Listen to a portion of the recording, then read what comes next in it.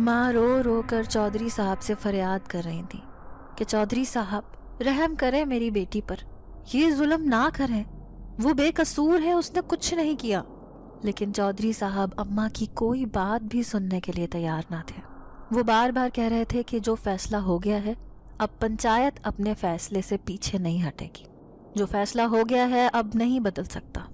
تمہاری بیٹی بدکار ہے، اس کو کسی طرح بھی معافی نہیں مل سکتی۔ تمہیں پتہ ہے یہ ہمارے گاؤں کا رواج ہے، جو بدکار لڑکی ہوتی ہے اس کو یہ سزا دی جاتی ہے، اور اس کو جو سزا مختص کر دی گئی ہے وہ اس کو مل کے ہی رہے گی۔ میرا نام فرحین ہے، میں اپنے ماں باپ کی اکلوتی اولاد تھی۔ میرے ابو میری پیدائش سے 2 مہینے پہلے ہی وفات پا گئے تھے۔ میری ماں نے ایک یتیم خانے میں پرورش پائی تھی۔ میرے ابو نے اپنے ایک چچا کے ذریعے میری امی سے شادی کی تھی، کیونکہ میرے ابو کے چچا یتیم خانے کے چیئرمین کے دوست تھے۔ ان کے ذریعے ہی میرے ابا کا رشتہ طے ہوا اور شادی ہو گئی۔ میرے ابا کا چھوٹا سا گھر تھا، وہ ایک بہت ہی پرانے گاؤں میں رہتے تھے۔ اس گاؤں کے لوگوں کی سوچ بھی تا حد پرانی تھی۔ جیسے ہی میری امی بیوہ ہوئیں، ابو کی وفات کو ابھی 1 مہینہ ہی ہوا تھا کہ لوگوں نے میری امی کے ساتھ ملنا جلنا ہی چھوڑ دیا۔ میری امی کو منحوس کہہ کر بلاتے تھے۔ ابو کی وفات کے 2 مہینے بعد میری پیدائش ہوئی۔ امی کو میری فکر ہونے لگی۔ خود تو وہ جیسے تیسے کر کے اپنا گزارا کر رہی تھیں، اور کچھ اس وقت وہ عدت میں بھی تھی۔ امی کئی دن فاقے کرتی رہیں، لیکن گاؤں کے کسی بھی شخص کو میری ماں پر ترس نہیں آتا تھا۔ جیسے ہی میں پیدا ہوئی، میری ماں کو بہت زیادہ فکر ہونے لگی کہ اب میں اپنی بیٹی کو کہاں سے کھلاؤں پلاؤں گی، اور امی نے دوسری شادی بھی نہ کی۔ تبھی امی گھر سے نکلی، چودھری صاحب کے گھر گئی۔ چودھری صاحب سے بات کی کہ ان کو اپنے گھر کام پر رکھ لیں۔ چودھرانی صاحبہ نے 100 باتیں سنائی۔ آخر کار 100 باتیں سنانے کے بعد چودھری صاحب نے ہاں کر دی۔ نہ جانے ان کو میری ماں پر رحم آیا تھا یا پھر کم معاوضے کی نوکرانی مل گئی تھی۔ اسی بات سے وہ راضی ہو گئے تھے۔ جیسے ہی میری اماں چودھری صاحب کے گھر میں کام کرنے لگی، اماں چودھری صاحب کے گھر کی صاف صفائی کے علاوہ ان کے کھانے بنانے کا کام بھی کرتی تھیں۔ اس طرح سے کچھ معاوضہ مل جاتا اور میری امی میری پرورش کرنے لگی۔ میری امی مجھے بہت اچھے اسکول میں پڑھانا چاہتی تھیں، کیونکہ ان کی خواہش تھی کہ ان کی بیٹی کی زندگی بہتر ہو جائے۔ لیکن ہمارے گاؤں کا رواج تھا کہ کمی کمین کے بچے اسکول میں تعلیم حاصل نہیں کرتے تھے، بلکہ ان کو بچپن سے ہی چودھری صاحب اپنے کھیتوں میں یا پھر اپنی حویلی میں کام کاج پر لگا دیتے تھے۔ اماں نے ڈرتے ڈرتے چودھری صاحب سے بات کی۔ اس وقت ان کی حویلی کے لان میں چودھری، چودھرانی اور باقی گھر والے بیٹھے ہوئے تھے۔ اماں ڈرتے ڈرتے چودھری صاحب کے پاس گئیں۔ بولی، چودھری صاحب اگر آپ اجازت دیں تو میں اپنی بیٹی کو اسکول میں پڑھانا چاہتی ہوں، کیونکہ وہ پڑھنا لکھنا جان جائے گی۔ تبھی چودھرانی کو تا حد غصہ آیا۔ غصے سے پھنکارتی ہوئی اٹھ کھڑی ہوئی۔ بولی، واہ، یہ نئے کمی کمین اٹھے ہیں، یہ اپنی بیٹیوں کو اسکول میں پڑھائیں گے۔ کیا کرنا ہے تیری بیٹی نے؟ کوئی ڈاکٹر بن جائے گی یا انجینئر بن جائے گی؟ کرنے تو انہوں نے ہمارے کھیتوں میں یا ہماری حویلی میں ہی کام ہے، اور تم منحوس ماری کو ہم نے اگر یہاں کام پر رکھ لیا ہے تو تمہارے کیا نخرے آسمان پر چلے گئے ہیں؟ خود ہی چودھریوں کی برابری کرنے چلی ہو۔ چودھرانی صاحبہ نے میری ماں کو لاکھ باتیں سنا دی۔ اماں خاموش کی خاموش رہ گئی۔ اس دن میری ماں گھر آ کر بہت روئی۔ ساری عمر یتیمی کی زندگی کاٹی، اب بیٹی بھی یتیم ہی ہے۔ اماں روتے ہوئے بار بار یہی کہہ رہی تھی۔ چودھری اور چودھرائن نے میری ماں کو مجھے اسکول جانے کی اجازت نہ دی۔ اگلے دن جیسے ہی اماں چودھری صاحب کے گھر گئی، چودھرانی نے اماں سے کہا، کل سے فرحین کو کام پر لے کر آنا، گھر کے چھوٹے موٹے کام وہ کر دیا کرے گی۔ تبھی امی بہت ڈرتی سہمتی ہوئی کہنے لگی، چودھرانی صاحبہ فرحین تو ابھی بہت چھوٹی ہے، ابھی تو وہ صرف 7 سال کی ہے، اسے تو کوئی کام نہیں کرنا آتا۔ چودھرانی غصے سے بولی، ہاں کام نہیں کرنا آتا، اسکول میں پڑھانے چلی تھی، کیا پڑھنا آ جاتا اسے؟ ویسے اوقات دیکھی ہے تم نے اپنی اوقات کے مطابق کام کیا کرو۔ اگر کل تمہاری بیٹی کام پر نہ آئی تو دیکھنا پھر تمہارا حشر کیا ہوگا۔ اسی دن سے میں اماں کے ساتھ چودھری کے گھر کام پر جانے لگی۔ اماں سارا صاف ستھرائی کا کام کرتی اور چھوٹے موٹے کام میں کروا دیا کرتی تھی۔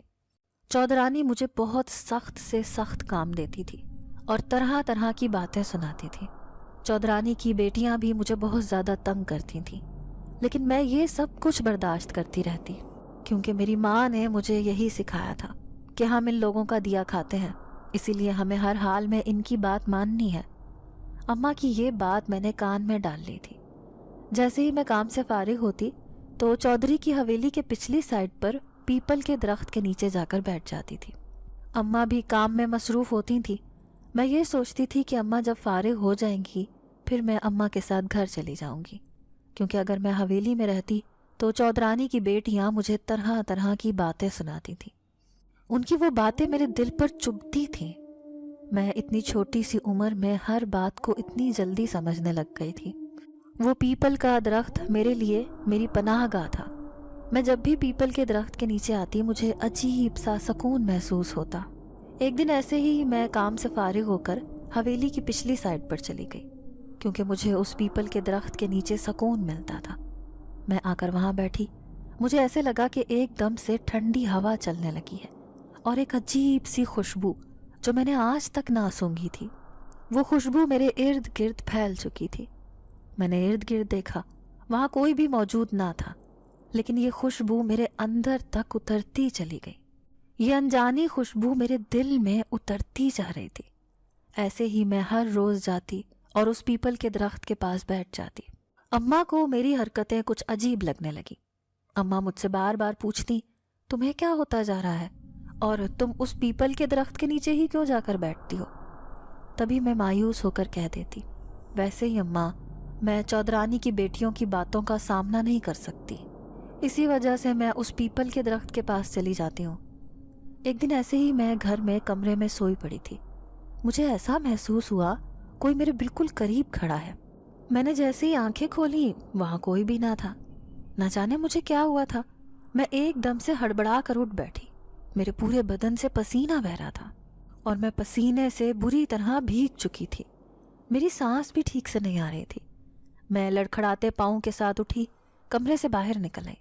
امی صحن میں چارپائی پر بیٹھی ہوئی تھیں۔ مجھے دیکھتے ہی امی بھاگتی ہوئی میری طرف آئیں۔ بولی، کیا بات ہے فرحین، کیا ہوا تمہیں؟ میرے منہ سے کوئی لفظ ادا نہیں ہو رہا تھا۔ تبھی میں بہت مشکل سے بولی، امی میری سانس رک رہی ہے۔ امی نے جیسے ہی مجھے ہاتھ لگایا تو بولی، فرحین تمہیں تو بہت زیادہ بخار ہے، کیا بات ہے بیٹا؟ تمہیں لاکھ منع کرتی ہوں، جا کر اس پیپل کے درخت کے نیچے نہ بیٹھا کرو۔ میں نے اکثر چودرانی سے سنا ہے اس پیپل کے درخت پر سایہ ہے۔ تبھی میں امی کا ہاتھ پکڑتے ہوئے بولی، نہیں امی، ایسا کچھ نہیں ہے، ویسے ہی کل شاید دھوپ زیادہ کافی تھی، اسی وجہ سے دھوپ میرے سر میں چڑھ گئی ہے اور مجھے بخار ہو گیا ہے۔ امی پریشان ہو گئی، بولی، چلو آؤ میں تمہیں ڈاکٹر کے پاس لے کر چلتی ہوں۔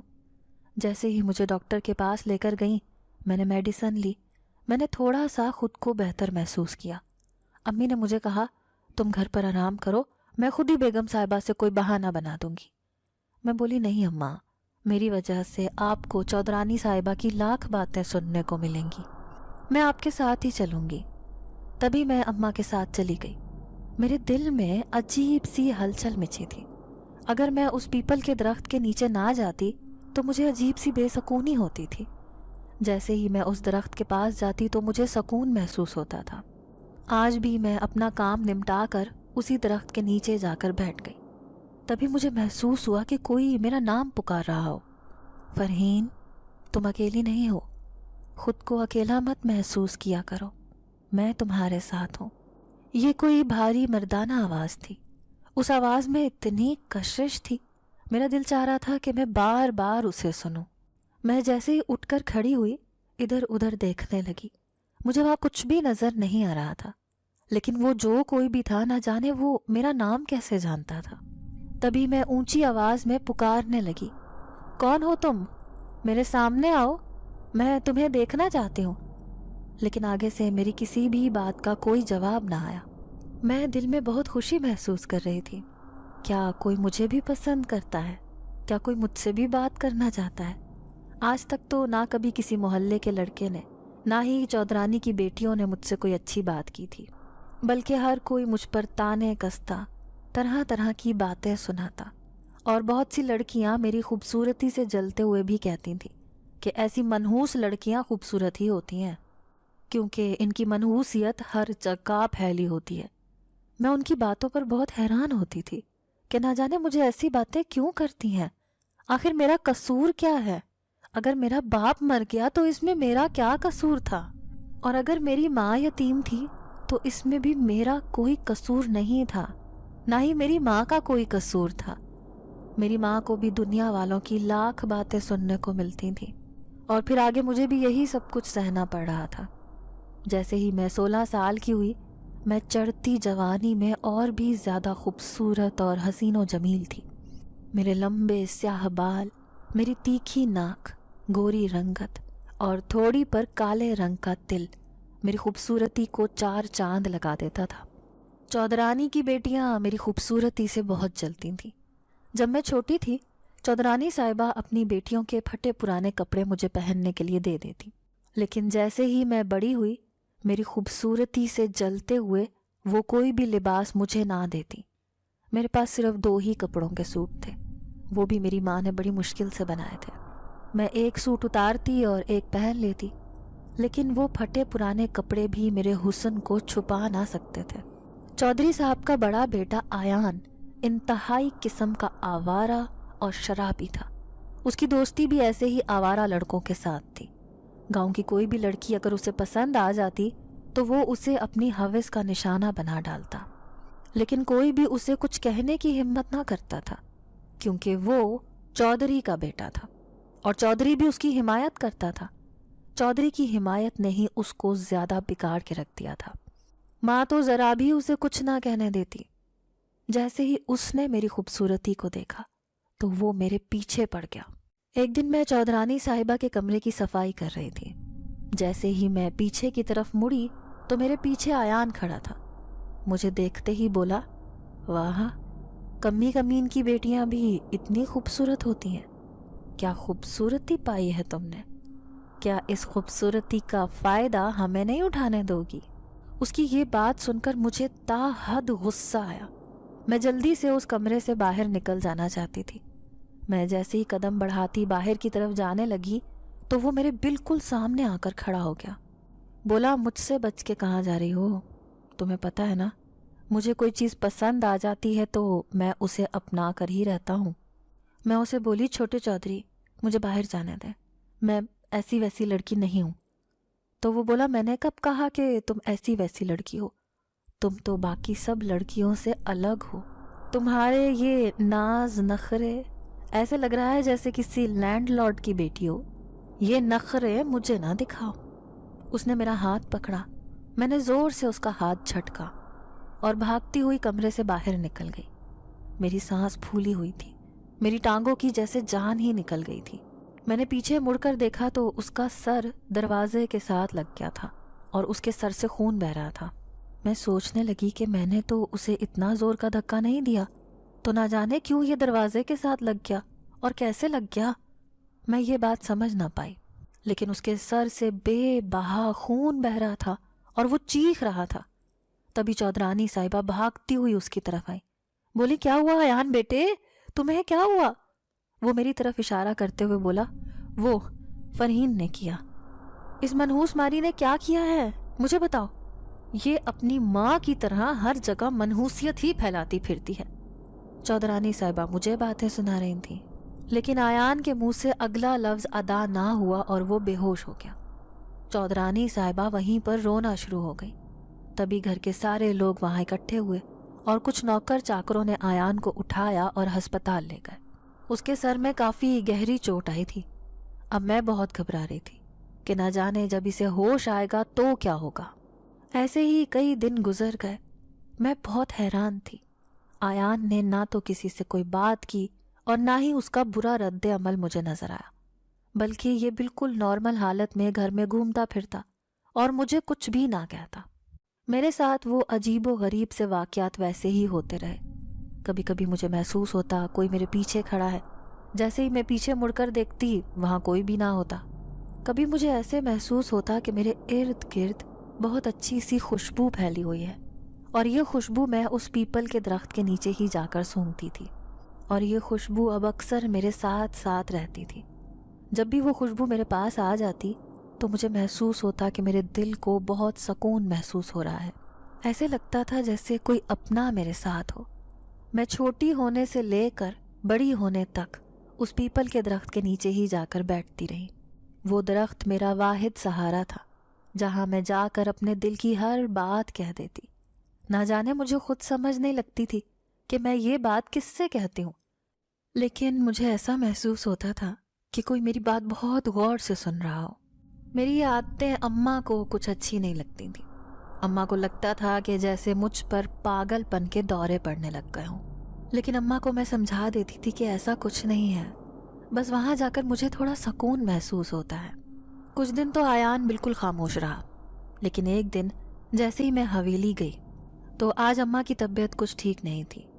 میں نے اماں سے کہہ دیا کہ آپ گھر پر آرام کریں، آج میں حویلی کا سارا کام اکیلے ہی نمٹاؤں گی۔ حویلی میں جاتے ہی پتا چلا کہ حویلی کے سب لوگ شہر میں اپنے کسی رشتہ دار کی شادی میں گئے ہیں، لیکن آیان چھوٹا چودھری حویلی میں ہی موجود تھا، اور کوئی نوکر چاکر بھی مجھے وہاں نظر نہیں آ رہا تھا۔ مجھے ایک عجیب سا خوف محسوس ہوا۔ میں جلدی جلدی کام ختم کرنے لگی، کیونکہ اگر کام ختم نہ کرتی تو چودرانی صاحبہ آ کر مجھ سے بہت باتیں سناتی اور اماں کا بھی نہ جانے کیا حال کرتی۔ اسی ڈر سے میں جلدی جلدی کام کرنے لگی۔ مجھے پتا تو چل گیا تھا کہ آیان حویلی میں ہی ہے، لیکن میں نے یہ بات محسوس کیے بنا ہی اپنا کام جاری رکھا۔ میں کچن سمیٹتے ہوئے اپنے کام میں مشغول تھی کہ مجھے محسوس ہوا کہ کسی نے پیچھے سے میرے کندھے پر ہاتھ رکھا ہے۔ میں جیسے ہی پیچھے کی طرف مڑی تو میرے پاؤں کے نیچے سے زمین ہی نکل گئی۔ پیچھے تو آیان کھڑا تھا اور اس کے چہرے پر وحشیانہ مسکراہٹ مجھے عجیب سے خوف میں مبتلا کر رہی تھی۔ میں بولی، چھوٹے چودھری صاحب، آپ کو کیا کوئی چیز چاہیے؟ کچھ کھانے کو چاہیے؟ وہ بولا، نہیں کچھ نہیں چاہیے، اس دن تم مجھ سے بچ گئی تھی، تم نے کیا سمجھا تھا تم مجھے دھوکہ دے کر ہمیشہ کے لیے مجھ سے چھٹکارا پالو گی؟ میں تم سے ڈر جاؤں گا؟ میں کسی کے باپ سے بھی نہیں ڈرتا۔ میری ٹانگیں اب بری طرح کپکپا رہی تھیں۔ میں بولی، چھوٹے چودھری صاحب دیکھیں، گھر میں کوئی بھی موجود نہیں ہے، مجھے جانے دیں، میری اماں میرا انتظار کر رہی ہوں گی۔ وہ بولا، اب تو تمہاری طرف میرا پورا بدلہ بنتا ہے، وہ تو اب میں لے کر رہوں گا۔ تب اس نے مجھے بازو سے پکڑ کر گھسیٹنا شروع کیا اور مجھے اپنے کمرے کی طرف لے کر جانے لگا۔ مجھے تاحد غصہ آ رہا تھا۔ میں بار بار مدد کے لیے پکار رہی تھی، لیکن کوئی بھی میری مدد کرنے کے لیے نہیں آ رہا تھا، کیونکہ حویلی میں کوئی بھی موجود نہ تھا۔ کسی تک بھی میری آواز نہیں پہنچ رہی تھی۔ آج تو میں سمجھ گئی تھی کہ بس آج میں اس کے وحشیانہ پن کا نشانہ بن جاؤں گی۔ کوئی بھی تو میری مدد کے لیے نہیں آ رہا تھا۔ اب میں کیا کروں؟ مجھے سمجھ نہیں آ رہی تھی۔ تبھی میں نے دیکھا کہ آیان کو سمجھ ہی نہیں لگ رہی تھی کہ وہ کس طرف جائے۔ ایسے لگ رہا تھا جیسے اسے آنکھوں سے نظر ہی نہیں آ رہا۔ وہ بار بار ایک ہاتھ سے اپنی آنکھوں کو مسل رہا تھا اور ایک ہاتھ سے مجھے گھسیٹ رہا تھا۔ میں نے اس موقع کو غنیمت جانا۔ میں نے جلدی سے اس کے ہاتھ سے اپنا ہاتھ چھڑوایا اور اس کے منہ پر زوردار تماچا دے مارا۔ وہ ادھر ادھر ہاتھ مار کے مجھے ڈھونڈ رہا تھا۔ نہ جانے اس کے ساتھ ایسا کیا ہوا تھا کہ میں اسے نظر ہی نہیں آ رہی تھی۔ تبھی میں وہاں سے بھاگتی ہوئی اپنے گھر کی طرف چل دی۔ میری سانس پھولی ہوئی تھی۔ راستے میں آتے جاتے لوگ مجھے عجیب نظروں سے دیکھ رہے تھے۔ میرا دوپٹہ وہیں چودھری کے گھر میں ہی رہ گیا تھا۔ جیسے ہی میں گھر پہنچی، اماں مجھے دیکھ کر پریشان ہو گئی۔ بولیں کہ کیا ہوا؟ تمہارا دوپٹہ کدھر ہے اور تم اتنی گھبرائی ہوئی کیوں ہو؟ تبھی میں نے اماں کو سارا حال کہہ سنایا کہ آیان نے میرے ساتھ کیا کیا ہے۔ گھر پہ کوئی بھی موجود نہ تھا۔ اماں بے بس اور لاچار رونا شروع ہو گئی۔ بولی، ہم کہاں جائیں؟ کہاں جا کر اپنے آپ کو محفوظ پائیں گے؟ تو میں اماں سے بولی کہ اماں، آپ چودھری صاحب سے بات کریں، یہ سب کب تک چلے گا؟ اماں، میں نے اب چودھری کے گھر کبھی نہیں جانا۔ اگر میں وہاں جاؤں گی تو آیان نہ جانے میرے ساتھ کیا کر ڈالے۔ مجھے بہت ڈر لگتا ہے، میں اب حویلی نہیں جاؤں گی۔ میں بار بار اماں سے کہہ رہی تھی۔ اماں مجھے حوصلہ دینے لگی۔ बोली कि चौधरी साहब से बात करूंगी मैं, वो ज़रूर मेरी बात को समझ जाएंगे, उनको तो सारी बात पता है कि उनका बेटा आवारा है। अगले ही दिन अम्मा जैसे ही चौधरी साहब की हवेली पहुंची, चौधरी साहब बाहर लॉन में बैठे हुए थे और कुछ चौधरी साहब के ख़ास आदमी भी उनके साथ ही बैठे हुए थे। अम्मा रोती हुई चौधरी साहब के पास गई, बोली चौधरी साहब मैं आपके पास एक फरियाद लेकर आई हूँ। तभी चौधरी साहब बोले बोलो क्या कहती हो, क्या कोई पैसे चाहिए? मेरी अम्मा ने जवाब दिया नहीं, मुझे पैसे नहीं चाहिए, मेरी बेटी की इज्जत तुम्हारे घर में महफूज नहीं है, तो आप मेरी बेटी को इंसाफ दिलवाएं। तभी चौधरी साहब घूर कर मेरी माँ को देखने लगे, बोले क्या हुआ है? अम्मा बोली चौधरी साहब मुंह छोटा और बात बड़ी है, आपका बेटा आयान मेरी बेटी को बहुत तंग करता है, वो इसकी इज्जत बर्बाद करना चाहता है। ये सुनकर चौधरी साहब उधर बैठे अपने खास बंदों की तरफ देखने लगे और बोले ये क्या बात कर रही हो, मेरा बेटा ऐसा नहीं है, वो ऐसा हरगिज नहीं कर सकता। चौधरी साहब के सामने कोई भी बोल नहीं सकता था, वहां बैठा हर आदमी जानता था कि चौधरी साहब का बेटा कैसा है, लेकिन किसी ने एक शब्द तक ना कहा। मैंने तभी कहा नहीं चौधरी साहब मैं सच कह रही हूँ, आज मेरी बेटी बड़ी मुश्किल से अपनी इज्जत बचा कर गई थी, आपके घर में कोई नहीं था, सब शादी में गए हुए थे। हाँ तो ठीक है, मैं इस बात की तह तक जाता हूँ, अगर तो मेरे बेटे का कसूर हुआ तो मैं ज़रूर सज़ा दूंगा, लेकिन अगर तुम्हारी बेटी का कसूर हुआ तो फिर तुम देख लेना कि उसका क्या अंजाम होना है, ये तो तुम जानती हो अच्छी तरह से। अम्मा बोली हाँ मैं जानती हूँ, मेरी बेटी बिल्कुल पाक है, उसने कोई कसूर नहीं किया।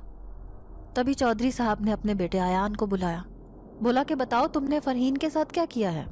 वो बोला अब्बू आप तो मुझे जानते हैं, मैं ऐसा बिल्कुल भी नहीं हूँ, बल्कि सकीना की बेटी फरहीन बार बार मेरे कमरे में आती है, मुझे बहकाने की कोशिश कर रही थी, लेकिन मैंने उसकी एक बात नहीं सुनी।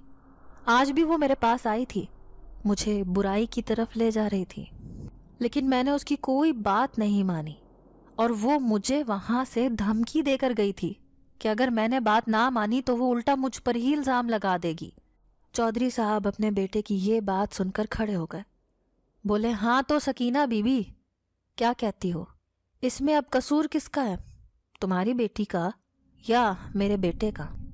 फिर आयान बोला अब्बू आपको नहीं पता, इसकी बेटी के तो बाहर भी बहुत से चक्कर चल रहे हैं और वो बहुत से लड़कों के साथ रंग रलियां मनाती फिरती है, उसकी माँ को कोई खबर ही नहीं है। मेरी माँ ने जैसे ही आयान की ये बात सुनी तो उनके पाँव के नीचे से ज़मीन निकल गई। वो बोली नहीं चौधरी साहब मेरी बेटी ऐसी बिल्कुल भी नहीं है, मैं उसे अच्छी तरह से जानती हूँ, मैंने उसकी तरबियत ऐसी नहीं की। चौधरी साहब बोले फिर कैसी की है? ठीक है, अगर तुम आयान की बात को झूठ समझ रही हो तो मैं अहले मोहल्ला से पता करता हूँ, अगर तो तुम्हारी बेटी का कोई कसूर हुआ तो तुम्हें पता है हमारे गांव का क्या रिवाज है, जो भी बदकार या आवारा लड़की होती है उसको तपते तंदूर में जला दिया जाता है, तुम्हारी बेटी के साथ भी यही कुछ किया जाएगा। अम्मा बहुत परेशान हो गई, बोली चौधरी साहब मेरी बेटी ऐसी नहीं है, मैं आपको बार बार यही कह रही हूँ, मेरी बेटी की गवाही मैं खुद देती हूँ। तभी चौधरी साहब बोले तुम्हारी गवाही से कुछ नहीं होगा, गवाही के लिए हम बाहर के लोगों को बुलाएंगे, अगर तो तुम्हारी बेटी के हक में गवाही हुई तो उसे माफ कर दिया जाएगा, अगर तो उसके खिलाफ गवाही हुई तो उसको सजा दी जाएगी। चौधरी साहब उल्टा अपने बेटे को साफ कर रहे थे और बार बार इल्ज़ाम वो मुझ पर लगा रहे थे। सारी रात हम दोनों माँ बेटी बैठी रोती रहीं, रो रो कर हलकान हो चुकी थी कि ना जाने कल का दिन कैसा होगा। मैं अम्मा से बार बार पूछती आप मुझे जानती हो ना, मैंने कुछ नहीं किया।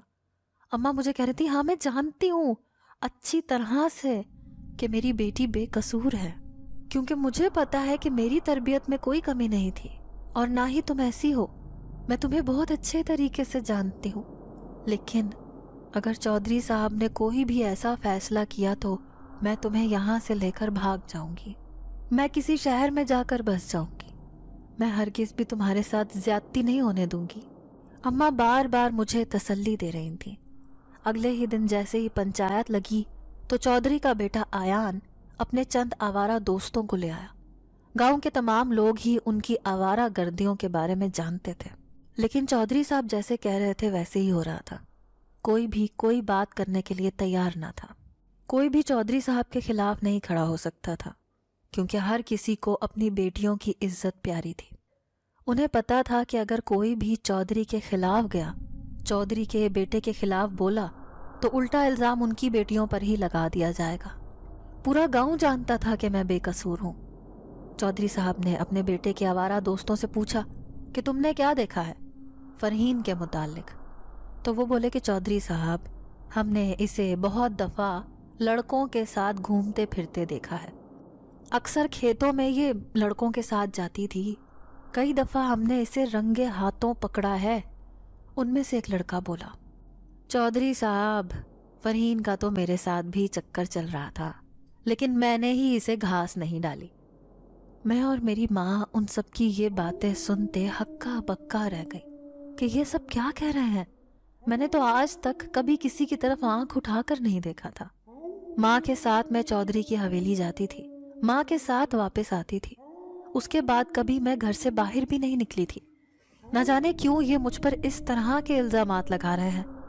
جیسے ہی میں نے چودھری کے بیٹے کی طرف دیکھا، وہ وحشیانہ نظروں سے میری طرف دیکھ کر مسکرا رہا تھا اور آنکھوں سے کہہ رہا تھا کہ دیکھا، میری بات نہ ماننے کا انجام۔ نہ جانے یہ لوگ اتنے سنگ دل کیوں تھے، کیوں یہ لوگوں کی بیٹیوں کو اس طرح برباد کرتے تھے۔ تبھی چودھری صاحب نے اپنے خاص بندوں کی رائے لی اور پنچایت کا فیصلہ سنا دیا کہ تمام گواہوں کی موجودگی میں اس لڑکی کو تندور میں پھینکنے کا حکم دیتا ہوں۔ اسے اسی وقت تندور میں پھینکا جائے گا۔ میری ماں رو رہی تھی، بار بار چودھری صاحب سے فریاد کرنے لگی کہ چودھری صاحب ایسا ظلم نہ کریں، میری بیٹی بالکل بے قصور ہے۔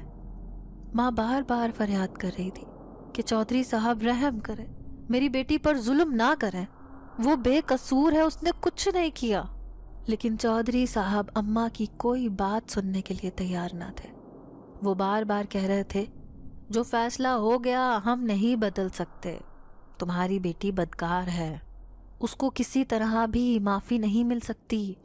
تمہیں پتہ ہے یہ ہمارے گاؤں کا رواج ہے، جو بھی لڑکی بدکار نکلتی ہے اسے تپتے تندور میں پھینک دیا جاتا ہے، اور اب تمہاری بیٹی کے ساتھ بھی یہی ہوگا۔ تمام پنچایت کو میں حکم دیتا ہوں، کل اسی وقت سب لوگ یہاں پر آئیں اور اس بدکار لڑکی کا انجام اپنی آنکھوں سے دیکھیں، تاکہ ایسا کام کرنے سے پہلے ہر لڑکی سوچے کہ اس کا انجام کیا ہونا ہے۔ سب لوگ چودھری صاحب کی اس بات پر اکتفا کرتے ہوئے اٹھ کر کھڑے ہوئے۔ میں اور میری ماں رو رو کر ہلکان ہو چکی تھی۔ میں اسی وقت بالکل بے جان جسم کے ساتھ ماں کے ساتھ قدم بڑھاتی گھر کی طرف جا رہی تھی۔ تبھی مجھے محسوس ہوا کہ کسی نے میرا ہاتھ پکڑا ہوا ہے، مجھے بار بار کہہ رہا ہے، تم فکر نہیں کرو، میں تمہیں کچھ نہیں ہونے دوں گا۔ کسی کی ہمت نہیں تمہیں کچھ کہے، تمہیں آگ میں جلانے کی بات کی جا رہی ہے، یہ آگ ان پر بھاری پڑ جائے گی۔ جیسے ہی میں نے اپنے پہلو میں نظریں دوڑا کر دیکھا تو وہاں پر کوئی بھی نہ تھا۔ میں اپنی ماں کو تسلی دے رہی تھی۔ نہ جانے کیوں مجھے اس انجانی آواز پر ایک بھروسہ سا ہو گیا تھا۔ یہ جو انجانی طاقت میرے ساتھ ہر وقت رہتی تھی، ایسے لگتا تھا یہ سچ میں میری طاقت بن چکی ہے، اور مجھے جیسے یقین ہونے لگا تھا کہ میں آگ میں نہیں جلوں گی۔ اسی دن چودھری کے چچا کی وفات ہو گئی، اسی لیے مجھے تندور میں پھینکنے کے لیے کل کا دن مقرر ہو گیا۔ لیکن میری ماں رو رو کر ہلکان ہو چکی تھی۔ رونے کی وجہ سے ان کی طبیعت خراب ہو گئی، ان کو ہارٹ اٹیک آیا اور وہ مجھے چھوڑ کر چل بسی۔ اگلے ہی دن میری ماں کو مردہ حالت میں پایا گیا۔ میں رو رو کر لوگوں کو پکار رہی تھی، لیکن کوئی بھی میری مدد کے لیے نہ آیا۔ میری ماں کا جنازہ کافی دیر وہاں پڑا رہا، کوئی میری ماں کو دفنانے کے لیے تیار نہ تھا۔ سب لوگ یہ کہہ رہے تھے کہ یہ بدکار کی ماں ہے، اس کو کندھا دینا بھی گناہ ہے۔ میں اس وقت اپنی گواہی میں کچھ بھی نہ کہہ سکی۔ اس وقت مجھے اپنی ماں کی موت کا اتنا شدید صدمہ تھا، میرا دل چاہ رہا تھا کہ سچ میں آگ میں جل رہی ہوں، اور وہ آگ جس میں جلنے والی تھی وہ مجھے بالکل ہلکی محسوس ہو رہی تھی۔ ماں کی جدائی کی آگ جو میرے اندر جل رہی تھی وہ مجھے اندر تک جلا رہی تھی۔ تبھی ایک شریف انسان ہمارے گھر آیا، اس کے ساتھ کچھ لوگ اور تھے۔ انہوں نے میری ماں کی چارپائی کو کندھا دیا، اس کو دفنا دیا۔ پھر چودھری صاحب کے کچھ خاص بندے ہمارے گھر آئے۔ وہ بولے چلو تمہاری سزا کا وقت ہو چکا ہے۔ کسی کو یہ پرواہ نہیں تھی کہ اس وقت میری ماں کا جنازہ میرے گھر سے اٹھا ہے اور میں کس صدمے سے دوچار ہو رہی ہوں، لیکن چودھری نے تو مجھے اپنے ظلم کا نشانہ بنانا تھا۔ اس وقت وہ میرے دکھ کو اور بڑھانا چاہتا تھا۔ تبھی ان آدمیوں نے مجھے پکڑا، مجھے گھسیٹتے ہوئے وہ مقررہ جگہ پر لے گئے جہاں پر مجھے جلتے ہوئے تندور میں پھینکا جانا تھا۔ وہاں پر ایک بہت بڑے سے تندور میں بہت ساری لکڑیوں سے آگ جلائی گئی۔ میری آنکھوں کے سامنے وہ جلتی آگ تھی، لیکن مجھے ذرا بھی ڈر یا خوف محسوس نہیں ہو رہا تھا۔ اس وقت میں دکھ اور غم سے دوچار تھی۔ اس آگ میں جلنے کا ذرا بھی دکھ مجھے نہیں تھا، کیونکہ میں زندہ رہنا بھی نہیں چاہتی تھی۔ میری ماں کے ہوتے ہوئے میری زندگی اتنی مشکل تھی، ماں کی موت کے بعد تو نہ جانے میرے ساتھ کیا ہو جانا تھا۔ مجھے 2 آدمیوں نے گھسیٹ کر اس تپتے تندور میں پھینک دیا، لیکن جیسے ہی میں تندور میں گئی مجھے ذرا بھی جلن نہیں محسوس ہو رہی تھی۔ مجھے ایسا محسوس ہو رہا تھا جیسے میں بہت سکون میں ہوں۔ وہ آگ بالکل ٹھنڈی پڑ چکی تھی۔ آگ جلتی ہوئی لوگوں کو نظر آ رہی تھی، لیکن میں اس آگ میں بالکل محفوظ تھی۔ جیسے ہی میں نے اپنے ارد گرد دیکھا، سب لوگ حیرانگی کے ساتھ میری طرف دیکھ رہے تھے، لیکن قریب ہی کھڑا ایک خوبصورت حسین و جمیل لڑکا میری طرف دیکھ رہا تھا۔ کہہ رہا تھا دیکھا، میں نے کہا تھا نا میں تمہیں کچھ نہیں ہونے دوں گا۔ یہ کون تھا میں اسے نہیں جانتی تھی، لیکن مجھے اسی وقت وہ خوشبو محسوس ہوئی جو خوشبو میں بچپن سے لے کر جوان ہوتے تک سونگھتی اور محسوس کرتی آ رہی تھی۔ یہ تو وہی خوشبو تھی۔ میں سمجھ گئی کہ یہ وہی انجانی طاقت ہے جو بچپن سے لے کر اب تک میرے ساتھ ہے۔ وہ خوبصورت نوجوان مجھے بچانے کے لیے آ گیا تھا، کیونکہ اس نے مجھ سے وعدہ کیا تھا کہ وہ مجھے کچھ نہیں ہونے دے گا، اور اس نے آج اپنا وعدہ پورا کر دیا۔ لیکن میری ماں مجھے چھوڑ کر جا چکی تھی۔ اب میری زندگی کا کوئی بھی فائدہ نہ تھا۔ لوگ بہت حیران ہوئے، ساری لکڑیاں جل کر راکھ ہو گئیں، لیکن میرا جسم ویسے کا ویسے تھا، اور میں ایسا محسوس کر رہی تھی جیسے کہ میں آگ میں نہیں پھولوں میں بیٹھی ہوں۔ لوگ اس بات پر حیران ہو رہے تھے۔ چودھری نے حکم دیا کہ دوبارہ سے آگ جلائی جائے۔ جیسے ہی آگ دوبارہ سے جلائی جانے لگی، آگ جلنے کا نام نہیں لے رہی تھی۔ تبھی ایک دم سے تیز آندھی چلنے لگی۔ اس تیز آندھی نے سب کو ہلا کے رکھ دیا۔ اس خوبصورت حسین و جمیل لڑکے نے میرا ہاتھ پکڑا، مجھے لے کر وہاں سے چلنے لگا۔ میں سب لوگوں کو دیکھ رہی تھی، لیکن کوئی بھی مجھے نہیں دیکھ پا رہا تھا۔ آہستہ آہستہ یہ آندھی کم ہوتی گئی اور میں ایک انجانی سی جگہ پر آ گئی۔ میں اس جگہ کو بالکل بھی نہیں جانتی تھی۔ یہ سب میرے لیے بالکل نیا تھا۔ وہ ان انجانے راستوں سے گزرتا ہوا مجھے لے کر ایک خوبصورت گھر میں پہنچا۔ یہ گھر اتنا خوبصورت تھا کہ میں نے کبھی خوابوں میں بھی نہیں دیکھا ہو۔ میں اسے دیکھ کر بہت حیران ہو رہی تھی، تو میں بولی کہ آپ کون ہو؟ مجھے یہاں کیوں لے کر آئے ہو؟ اور مجھے کیوں بچایا؟ میں اپنی ماں کے ساتھ مر جانا چاہتی تھی۔ وہ بولا نہیں، زندگی بہت قیمتی ہوتی ہے، اس کی قدر کرنی چاہیے، اور میں تمہیں کسی بھی تکلیف میں نہیں دیکھنا چاہتا تھا، کیونکہ میں تم سے بچپن سے محبت کرتا رہا ہوں۔ تبھی میں بولی کہ اگر تم مجھ سے بچپن سے محبت کرتے ہو تو میری ماں کو کیوں نہیں بچایا؟ اس نے جواب دیا کہ تمہاری ماں کی موت کا وقت مقرر ہو چکا تھا، میں اسے کس طرح بچا سکتا تھا؟ یہ اللہ تعالیٰ کا حکم تھا، اس نے مرنا ہی تھا، لیکن تمہیں بچانا میرا فرض تھا۔ میں تم سے بچپن سے محبت کرتا ہوں۔ چودھری صاحب کے گھر جب تم کام کرنے کے لیے جاتی تھی تو میں تمہیں دیکھتا رہتا تھا، تبھی میں تمہاری محبت میں گرفتار ہو گیا۔ میں اس کی باتیں بہت حیران ہو کر سن رہی تھی۔ میں کہہ رہی تھی، تمہارے گھر میں جو لوگ ہیں، کیا وہ مجھے اس طرح تمہارے ساتھ دیکھ کر اچھا سمجھیں گے؟ وہ بولا اس کی تم فکر نہیں کرو، وہ مجھے لے کر ایک ہال نما کمرے میں پہنچا۔ یہاں سب لوگوں نے کالے رنگ کے عجیب و غریب قسم کے کھلے کھلے سے لباس پہنے ہوئے تھے، اور ان سب کی عجیب و غریب سی شکلیں تھیں، اور یہ جو زبان بول رہے تھے وہ مجھے سمجھ نہیں آ رہی تھی۔ وہ نہ جانے کیسی زبان بول رہے تھے۔ تبھی میں اس لڑکے سے پوچھنے لگی کہ یہ سب کیا بول رہے ہیں۔ وہ بولا تم نہیں سمجھو گی، لیکن وہ ان سب کی باتیں سمجھ رہا تھا، ان کو جواب بھی دے رہا تھا۔ ان کی بولی میں سمجھ نہ پائی۔ تبھی وہ مجھے ایک کمرے میں لے گیا۔ یہ کمرہ بھی انتہائی شاندار تھا۔ اس میں سونے کا بیڈ رکھا ہوا تھا جس کے چاروں طرف ہیرے موتی جڑے ہوئے تھے۔ مجھے اس نے اس بیڈ پر بٹھا دیا اور بولا یہاں تم شہزادیوں جیسی زندگی گزارو گی، کوئی تمہیں کچھ نہیں کہے گا۔ میں بولی لیکن میں یہاں کیسے رہوں گی، میں یہاں کسی کو نہیں جانتی۔ وہ بولا تم اس کی فکر نہ کرو، یہ تمہاری انسانی دنیا نہیں ہے کہ جہاں تم محفوظ نہ ہوگی۔ تبھی میں بولی تو پھر یہ انسانی دنیا نہیں ہے تو پھر کیا ہے؟ وہ بولا یہ کوہکاف ہے، یہ جنوں کے رہنے کی جگہ ہے، یہاں پر جنات رہتے ہیں۔ میں حیران ہوتی ہوئی اس کی طرف دیکھنے لگی۔ وہ بولا کہ حیران ہونے کی ضرورت نہیں، میں بھی انسان نہیں ہوں، میں بھی ایک جن زادہ ہوں۔ میں چودھری کے گھر کی پچھلی سائڈ پر پیپل کے درخت پر رہتا تھا اور تمہیں وہاں اکثر آتے دیکھتا تھا۔ تبھی میں تم سے محبت کرنے لگا، اور چودھری کے بیٹے سے بھی میں ہی تمہیں بچاتا رہا، اور اس آگ سے بھی میں نے ہی تمہیں بچایا تھا۔ کچھ دن تو میں نے وہاں شہزادیوں جیسی زندگی گزاری، لیکن پھر میرے ساتھ اس کوہکاف میں بھی برا ہونے لگا۔ وہ لڑکا جن زادہ تھا، وہ انتہائی نیک تھا، وہ میری ہر ضرورت کا خیال رکھتا، مجھے کسی چیز کی کمی نہ محسوس ہونے دیتا۔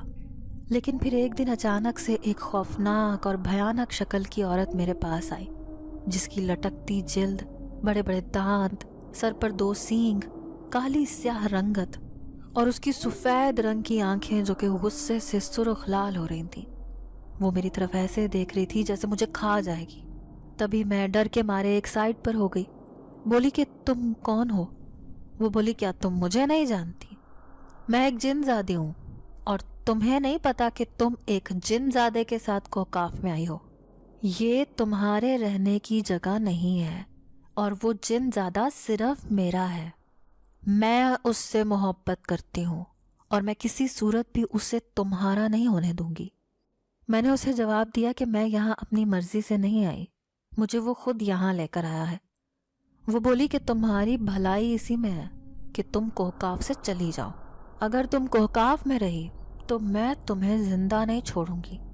تم انسانی لڑکی ہو، تمہارا یہاں رہنا ٹھیک نہیں ہے۔